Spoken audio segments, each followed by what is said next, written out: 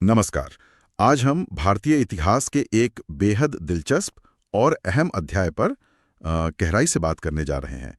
सिंधु घाटी सभ्यता, जिसे हड़प्पा सभ्यता भी कहते हैं। जी हाँ। हमारे पास जो स्रोत हैं उनमें पुरातात्विक रिपोर्ट्स हैं, विद्वानों जैसे आर.एस. शर्मा, उपिंदर सिंह के काम हैं और कुछ नई जानकारी भी।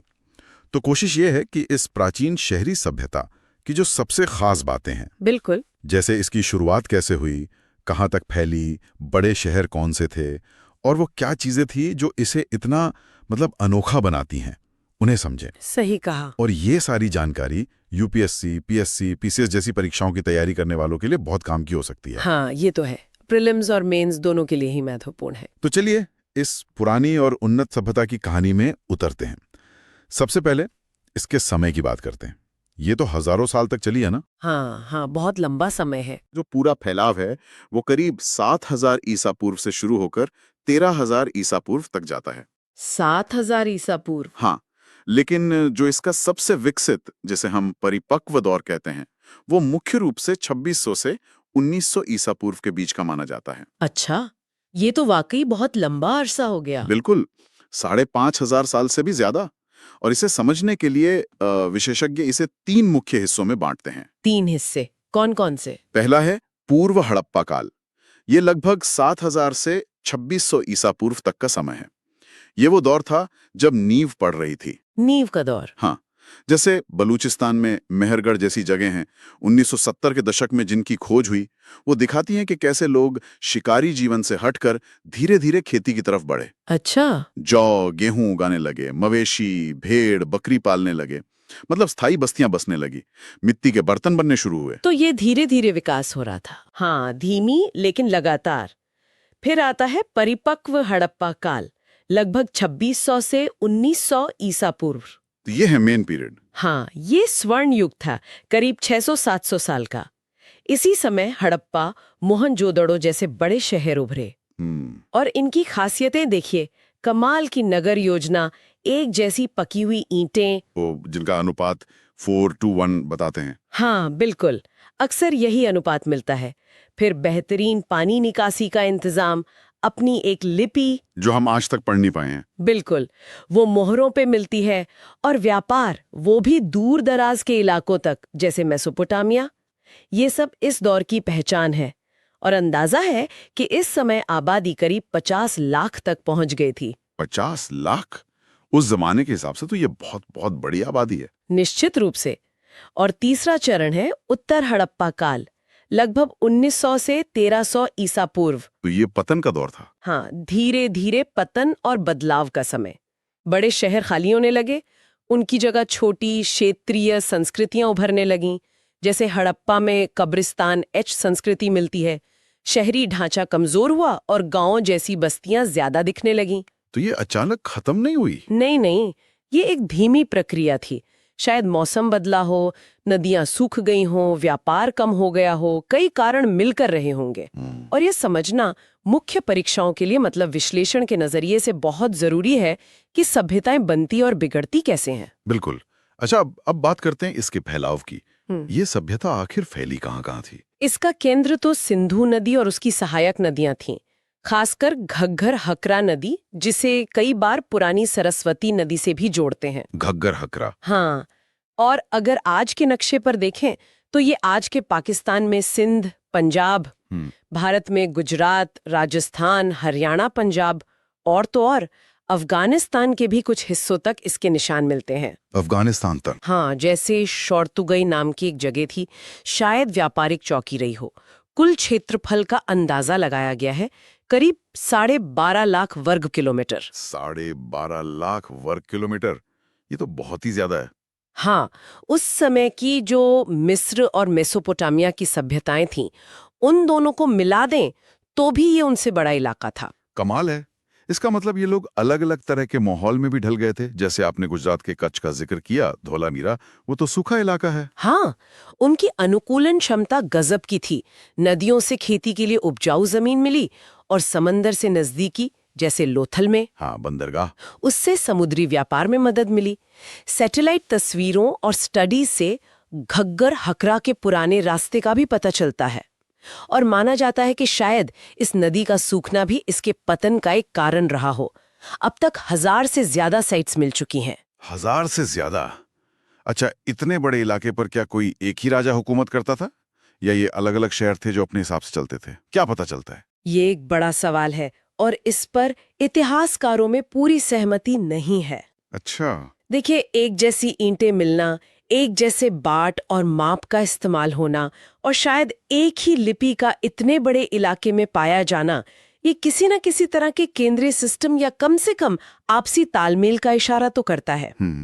लेकिन क्या ये मिस्र की तरह एक सेंट्रलाइज्ड एम्पायर था या फिर शहर राज्यों का एक ग्रुप, ये साफ नहीं है।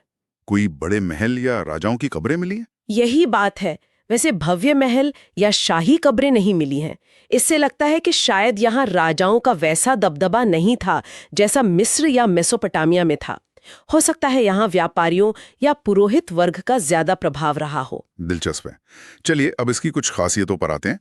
नगर नियोजन मतलब टाउन प्लानिंग का जिक्र तो बार बार आता है। सड़कें एकदम सीधी थी क्या, ग्रिड पैटर्न में? हाँ, ये सिंधु घाटी सभ्यता की सबसे प्रभावशाली चीजों में से एक मानी जाती है। सड़कें बिल्कुल सीधी, उत्तर दक्षिण और पूरब पश्चिम दिशा में एक दूसरे को समकोण पर मतलब 90 डिग्री पर काटती थीं। अच्छा, जैसे आजकल के सेक्टर्स होते हैं? हाँ, कुछ वैसा ही। इससे पूरा शहर आयताकार या चौकोर ब्लॉक में बन जाता था। घर पक्की ईंटों से बने होते थे जिनका आकार भी लगभग एक जैसा होता था, वही 4.2.1 वाला अनुपात। घरों के अंदर आंगन होता था, कई कमरे होते थे, छतें सपाट होती थीं। कई घर तो 2 मंजिला भी मिले हैं। और शहर भी 2 हिस्सों में बटे होते थे? हाँ, अक्सर एक हिस्सा ऊंचाई पर होता था, टीले पर, जिसे गढ़ या दुर्ग कहते हैं। शायद वहां शासक वर्ग रहता हो या जरूरी प्रशासनिक इमारतें रही हों। और दूसरा हिस्सा नीचे होता था, जिसे निचला शहर, लोअर टाउन कहते हैं, जहां आम लोग रहते थे। ये पूरी प्लानिंग मेसोपोटामिया के शहरों से बिल्कुल अलग थी, जहां शहर बेतरतीब ढंग से फैले थे। ये एक सोची समझी योजना लगती है। और पानी निकासी का इंतजाम, ड्रेनेज सिस्टम, उसके बारे में क्या अनोखा था? वो तो उस जमाने के हिसाब से आप कह सकते हैं क्रांतिकारी था। क्रांतिकारी? हाँ, दुनिया की शुरुआती और सबसे उन्नत स्वच्छता प्रणालियों में से एक। सोचिए, सड़कों के किनारे ढकी हुई नालियां थीं। ढकी हुई? जी हाँ, ढकी हुई। और ये नालियां घरों के बाथरूम और टॉयलेट से जुड़ी होती थीं।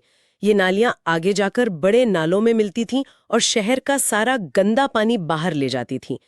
घरों में भी पानी निकालने के लिए मिट्टी के पाइप, टेराकोटा पाइप्स इस्तेमाल होते थे। ये तो कमाल है। और मोहनजोदाड़ो का विशाल स्नानागार, ग्रेट बाथ, वो तो सबने सुना होगा। हाँ हाँ, बिल्कुल। वो करीब 12 मीटर लंबा, 7 मीटर चौड़ा और 2.5 मीटर गहरा है। पक्की ईंटों से बना है और पानी लीक ना हो, इसके लिए बिटुमिन का लेप भी लगाया गया था। इसका इस्तेमाल किस लिए होता था? शायद किसी धार्मिक अनुष्ठान, मतलब सामूहिक स्नान के लिए होता हो। साफ सफाई पर इतना जोर देना ये उस समय के लिए वाकई असाधारण बात थी। ये एक विकसित सामाजिक सोच को भी दिखाता है। वास्तुकला में ईंटों के अलावा और क्या खास था, मतलब बिल्डिंग्स वगैरह में? देखिए, एक जैसी पक्की ईंटों का बड़े पैमाने पर इस्तेमाल तो था ही, जो इमारतों को मजबूती देता था।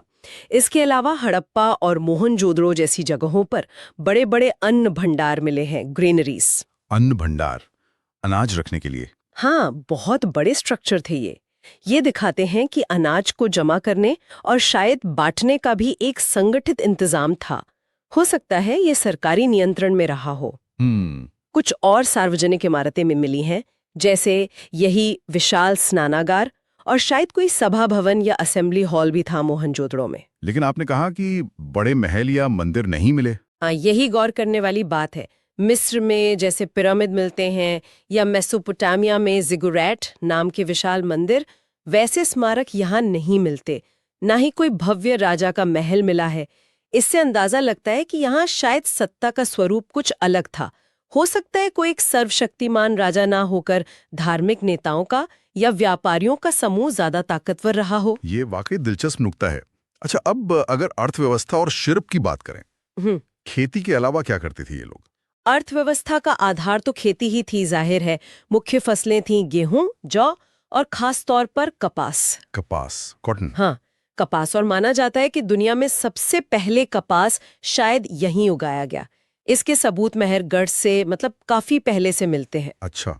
सिंचाई के लिए ये लोग या तो नदियों की बाढ़ पर निर्भर थे या फिर तालाबों और नहरों का इस्तेमाल करते थे। जैसे धोलावीरा में तो पानी जमा करने के लिए बड़े बड़े जलाशय मिले हैं। और खेती के अलावा? खेती के साथ साथ शिल्पकारी मतलब क्राफ्ट्समैनशिप भी बहुत उन्नत थी। तांबा और कांसा, ब्रॉन्ज मिलाकर औजार बनाते थे। कुल्हाड़ी, भाले वगैरह गहने भी बनाते थे। कांसे की नर्तकी वाली मूर्ति तो बहुत फेमस है। हाँ बिल्कुल, वो कांसे की बनी है। इसके अलावा मनके बनाने का काम बहुत होता था। मन के बीड्स? हाँ, बीड्स। कार्नेलियन जैसे लाल पत्थर, लापिस लाजुली जैसा नीला पत्थर जो शायद अफगानिस्तान से आता था, ऐसे कीमती पत्थरों से सुंदर मनके बनाते थे। लोथल में तो मनके बनाने की पूरी फैक्ट्री मिली है। अच्छा, और मिट्टी के बर्तन? मिट्टी के बर्तन भी बहुत अच्छे बनाते थे। चाक पर अक्सर लाल रंग के होते थे जिन पर काले रंग से सुंदर डिजाइन बने होते थे। पेड़ पौधे, जानवर, ज्यामितीय आकार। और वो मोहरे जिन पर लिपि और जानवरों के चित्र हैं? हाँ, उनका क्या काम था? हाँ, वो मोहरें, सील्स, वो भी उनकी कारीगरी का बेहतरीन नमूना है। ज्यादातर सेल खड़ी यानी स्टेटाइट नाम के नरम पत्थर से बनती थीं। चौकोर या आयताकार, इन पर एक तरफ तो छोटी सी लिपि लिखी होती है जिसे हम पढ़ नहीं पाए हैं, और साथ में किसी जानवर का चित्र उकेरा होता था, जैसे एक सींग वाला बैल या कुबड़ वाला बैल, गेंडा, हाथी, बाघ। तो ये किस काम आती थी? स्टैम्प की तरह? हाँ, शायद, हो सकता है व्यापार में सामान के बंडलों पर ठप्पा लगाने के लिए या माले की बताने के लिए इनका इस्तेमाल होता हो। व्यापार की बात आपने की? हाँ, व्यापार काफी फैला हुआ था। इनके पास तौलने के लिए एक जैसे बाट होते थे, वजन। बाट? हाँ, अक्सर चर्ट नाम के पत्थर के बने होते थे, क्यूब के आकार के, और वो एक निश्चित अनुपात यानी बाइनरी और डेसिमल सिस्टम में होते थे। इससे पता चलता है कि व्यापार कितना मुनज़्ज़म था। तो ये अंदरूनी व्यापार था या बाहर भी? दोनों तरह का। अंदरूनी व्यापार तो होता ही था, शायद वस्तु विनिमय यानी बार्टर सिस्टम से, और बाहरी व्यापार भी होता था समुद्री रास्ते से। मेसोपोटामिया यानी आज का इराक और फारस की खाड़ी के इलाकों जैसे ओमान तक इनका सामान जाता था और वहां से आता था। लोथल में जो बंदरगाह मिला है वो इसी समुद्री व्यापार का बड़ा सबूत है। तो ये सब मिलकर एक काफी मजबूत और फैली हुई अर्थव्यवस्था की तस्वीर पेश करते हैं। बिल्कुल, एक समृद्ध अर्थव्यवस्था थी जिसने इतने बड़े शहरों को संभाला। चलिए अब कुछ प्रमुख स्थलों पर नजर डालते हैं। ये प्रतियोगी परीक्षाओं जैसे यूपीएससी, पीएससी, पीसीएस के लिए बहुत महत्वपूर्ण है। हड़प्पा से शुरू करते हैं। हड़प्पा, जैसा हमने कहा, ये पाकिस्तान के पंजाब में रावी नदी के किनारे है। 1921 में दयाराम साहनी ने इसकी व्यवस्थित खुदाई शुरू करवाई। इसी के नाम पर सभ्यता का नाम पड़ा, इसलिए ये टाइप साइट है। यहाँ क्या मिला है? बड़े अन्न भंडार मिले हैं, जैसा मोहनजोदड़ो में भी है। एक कब्रिस्तान मिला है जिसे R37 नाम दिया गया है। इसमें शवों को लकड़ी के ताबूत में रखकर दफनाया गया था। साथ में बर्तन और गहने भी रखे थे। अच्छा, ताबूत भी? हाँ, इससे उनकी अंतिम संस्कार की विधियों का पता चलता है। फिर लाल बलुआ पत्थर का बना एक पुरुष का धड़ मिला है और कांसे की नर्तकी की एक छोटी मूर्ति भी। बैल वाली मुहरें भी यहाँ काफी मिली हैं। और कपास का सबूत? हाँ, कपास की खेती का सबसे पुराना सबूत भी यहीं से जोड़ा जाता है। तो हड़प्पा हमें केंद्रीकृत अनाज व्यवस्था, दफन प्रथाओं और कला के बारे में बताता है। ठीक है, और मोहनजोदड़ो, जिसे मुर्दों का टीला भी कहते हैं। मोहनजोदड़ो, ये पाकिस्तान के सिंध प्रांत में सिंधु नदी के किनारे है। 1922 में R.D. बनर्जी ने इसे खोजा।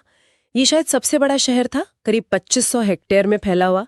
आबादी 40,000 के आसपास अनुमानित है। यहाँ की सबसे फेमस चीज तो वो विशाल स्नानागार है। हाँ, ग्रेट बाथ। इसके अलावा यहाँ भी बड़ा अन्न भंडार मिला है। एक सभा भवन जैसी इमारत है।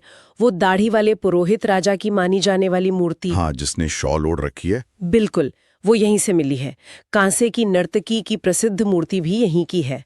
पशुपति वाली मुहर, जिस पर योग मुद्रा में बैठे देवता और जानवर बने हैं, वो भी यहीं से। हाँ, और मातृ देवी की बहुत सी टेराकोटा मूर्तियां मिली हैं। और हाँ, यहाँ की जल निकासी व्यवस्था तो लाजवाब थी ही। ये यूनेस्को वर्ल्ड हेरिटेज साइट भी है। यहाँ किलेबंदी ज्यादा मजबूत नहीं थी, ऐसा सुना है। हाँ, किलेबंदी हड़प्पा जितनी मजबूत नहीं लगती। शायद ये ज्यादा शांतिपूर्ण समाज का संकेत हो। यहाँ बाढ़ के निशान भी मिले हैं जो शायद इसके पतन से जुड़े हों। अब आते हैं लोथल पर, बंदरगांव वाला शहर। लोथल, ये भारत में है, गुजरात में भोगवा नदी के किनारे। SR राव ने 1950 के दशक में इसे खोजा। यहाँ की सबसे बड़ी खोज है वो गोदीवाड़ा यानी डॉकयार्ड। दुनिया का सबसे पुराना। हाँ, ऐसा माना जाता है। ईंटों का बना एक बड़ा सा बेसिन है जिसमें नहर के जरिए पानी आता था और समुद्री जहाज आकर रुक सकते थे।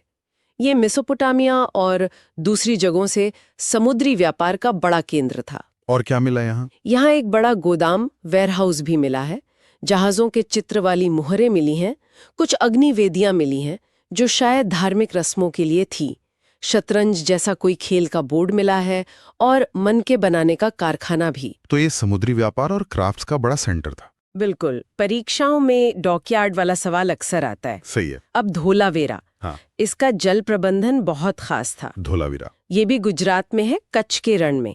इसकी खोज JP जोशी ने की थी, बाद में RS बिश ने यहाँ काफी काम किया।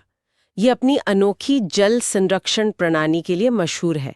सोचिए, उस सूखे इलाके में इन्होंने बारिश के पानी को जमा करने के लिए 16 बड़े बड़े जलाशय, रिजर्वॉर्स, बांध और नहरें बनाई थी। 16 जलाशय। हाँ, ये उनकी इंजीनियरिंग का कमाल दिखाता है।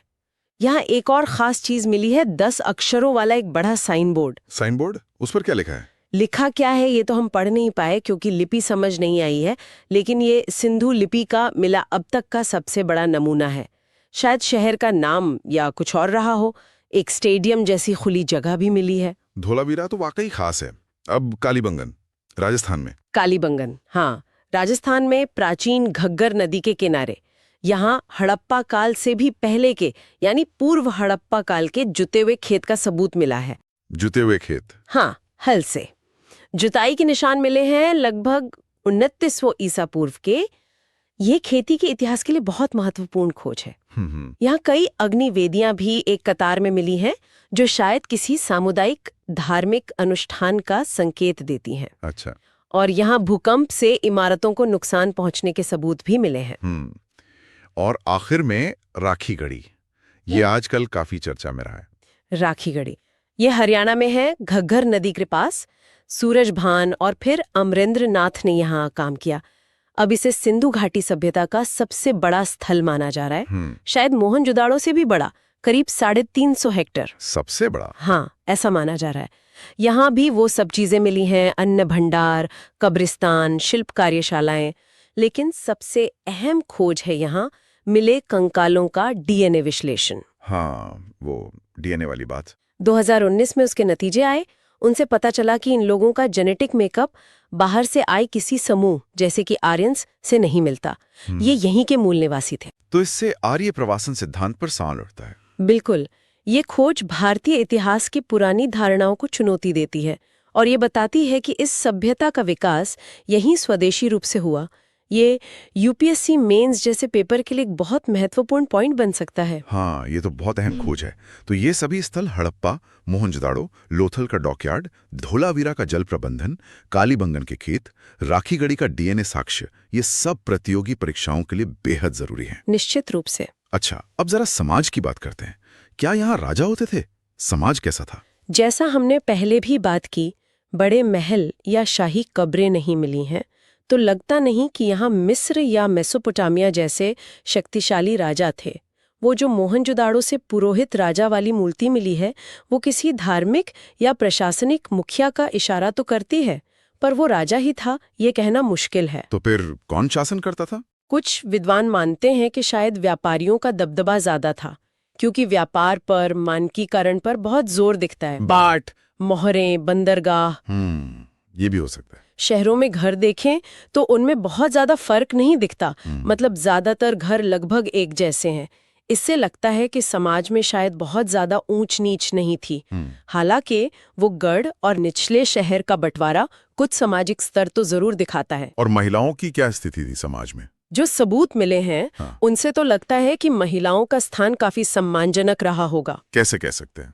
एक तो वो मातृदेवी की बहुत सारी टेराकोटा मूर्तियां मिली हैं। इससे लगता है कि मातृदेवी की पूजा होती थी या समाज में माँ या स्त्री का महत्व था। दूसरे, वो जो कांसे की नर्तकी की मूर्ति है मोहनजोदारो वाली, वो बड़े आत्मविश्वास से खड़ी है। हाँ, उसकी मुद्रा तो खास है। कब्रों में भी महिलाओं के साथ गहने वगैरह मिले हैं, तो ऐसा लगता है कि वो सामाजिक, आर्थिक और शायद धार्मिक गतिविधियों में भी हिस्सा लेती थीं।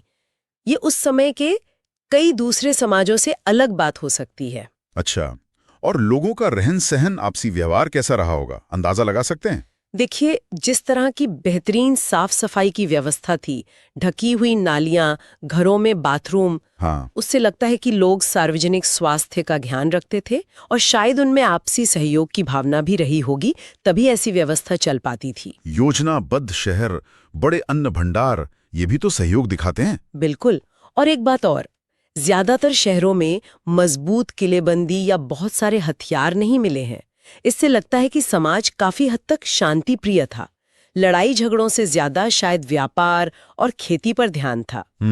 अंतिम संस्कार के तरीके, जैसे शवों के साथ सामान रखना और विशाल स्नानागार जैसे स्थान, ये उनकी धार्मिक मान्यताओं और रस्मों की तरफ इशारा करते हैं। और मनोरंजन के लिए? हाँ, पासे मिले हैं, शतरंज जैसे खेल के बोर्ड मिले हैं, बच्चों के खिलौने जैसे मिट्टी की गाड़ियां, सीटियां मिले हैं, तो मनोरंजन के साधन भी थे। कुल मिलाकर एक व्यवस्थित, शांति प्रिय, साफ सफाई पसंद और शायद कुछ हद तक अनुशासित समाज की तस्वीर उभरती है। और अर्थव्यवस्था के मुख्य आधार, अगर संक्षेप में कहें तो? 3 मुख्य स्तंभ थे। पहला, खेती, गेहूं, जौ और खासकर कपास। दूसरा, व्यापार, अंदरूनी भी और बाहरी भी, खासकर समुद्री रास्ते से मेसोपोटामिया तक। इसमें मानकीकृत बाट और मुहरों का इस्तेमाल होता था। और तीसरा, शिल्पकारी, धातु का काम, कांसे के औजार, गहने, मनके बनाना, मिट्टी के सुंदर बर्तन बनाना, मोहरे बनाना। ये एक काफी विकसित और संगठित अर्थव्यवस्था थी। तो कुल मिलाकर सिंधु घाटी सभ्यता वाकई एक कमाल की शहरी संस्कृति थी। बेहतरीन नगर योजना, साफ सफाई का अद्भुत इंतजाम, दूर दूर तक फैला व्यापार और एक ऐसा समाज जो शायद काफी शांतिप्रिय और व्यवस्थित था। बिल्कुल। इसकी छाप, इसकी विरासत आज भी हमें इंजीनियरिंग में, पानी प्रबंधन में, शहरी नियोजन के सिद्धांतों में दिखती है। हाँ, इसका पतन कैसे हुआ ये अब भी पूरी तरह साफ नहीं है। इस पर बहस जारी है। जलवायु परिवर्तन, नदियों का रास्ता बदलना या सूख जाना, व्यापार में कमी, कई कारण गिनाए जाते हैं। यूपीएससी, पीएससी, पीसीएस जैसी परीक्षाओं के लिए इसे समझना बहुत जरूरी है, क्योंकि ये भारतीय उपमहाद्वीप के इतिहास की गहरी जड़ें हैं। प्रीलिम्स और मेंस दोनों में ही इससे जुड़े सवाल आते हैं। बिल्कुल। और जाते जाते एक सवाल हम भी छोड़ जाते हैं सोचने के लिए। इस महान सभ्यता की लिपि, वो आज तक एक रहस्य बनी हुई है, उसे पढ़ा नहीं जा सका है। हाँ, ये सबसे बड़ी पहेली है। सोचिए, अगर हम उन हजारों मोहरों पर या धोलावीरा के उस साइनबोर्ड पर लिखे शब्दों का मतलब जान पाते, तो इस प्राचीन और रहस्यमयी दुनिया के बारे में, इस प्रभावशाली सभ्यता के बारे में और कितनी अनकही कहानियां, कितनी अद्भुत बातें हमें पता चलती।